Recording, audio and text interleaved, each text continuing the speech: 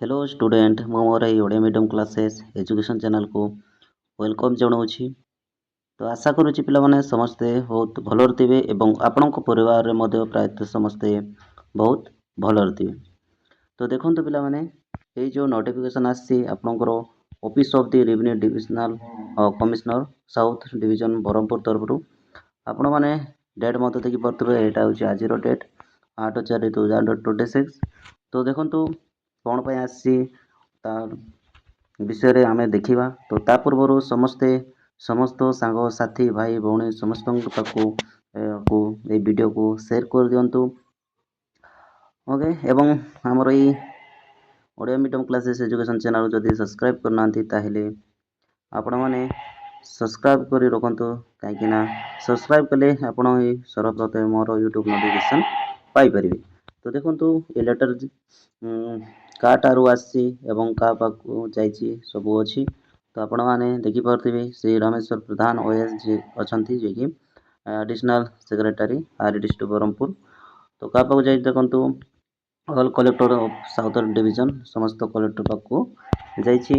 तो देखंतु सब्जेक्ट कोन अछि सब्जेक्ट अछि आपनकर देखंतु filling of online requisition with OSSC Odisha Bhubaneswar for direct recruitment of 1363 junior revenue assistants across 30 districts as approved by the empowerment committee। तो देखंतु जो empowerment committee कोन माने कोन समस्त 30टा डिस्ट्रिक्ट अछि 30टी डिस्ट्रिक्ट अछि। तो आपनकर देखंतु केते 1363 जीआर पदवी जोटा कि जूनियर रेवेन्यू असिस्टेंट पदवी। तो या पई आपनकर देखंतु ये नोटिफिकेशन आसी।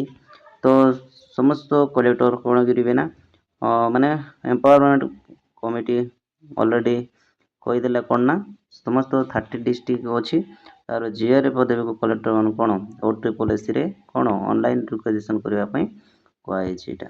तो देखंतु तापर कोन अछि देखंतु ना madam sir in inviting a reference to the subject and stated above, I am directed to the intimate that the empowerment committee held under chairmanship of principal secretary to government finance department has approved for filling of post junior revenue assistant through the direct recruitment। तो देखो यह आपणकर direct recruitment होगापी जाऊँगी।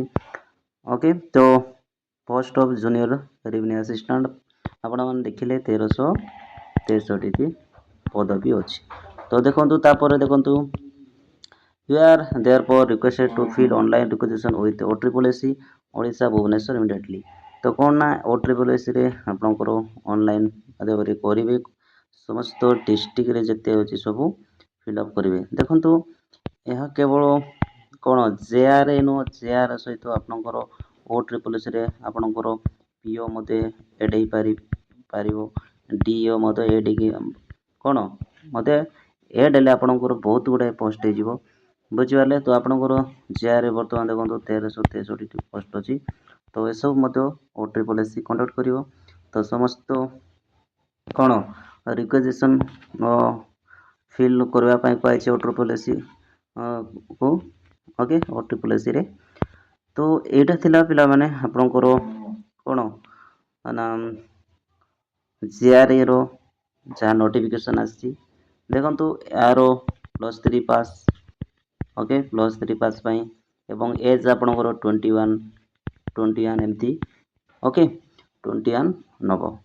तो आशा करुच्ची पिला माने समस्त बुझी पारथिबे जानि पारथिबे। जदि कोनोसी डाउट थाए निश्चित भाव में मते कमेंट माध्यम रे जणाइबे एवं ए वीडियोटा भल लागले अन्य मानक मते शेयर कर देबे एवं आपण माने आम ए चैनल को सब्सक्राइब करना सब्सक्राइब करी रखिबे एवं आपण माने आम टेलीग्राम ग्रुप अछि सेठी जदि जॉइन हेबा पई चाहजों ताले मई वीडियो डिस्क्रिप्शन रे मते दे देबे लिंक आपण माने डायरेक्टली सेठी क्लिक करके जॉइन हो जिवे। तो जय जगन्नाथ पिला माने जय जगन्नाथ रे जय जगन्नाथ।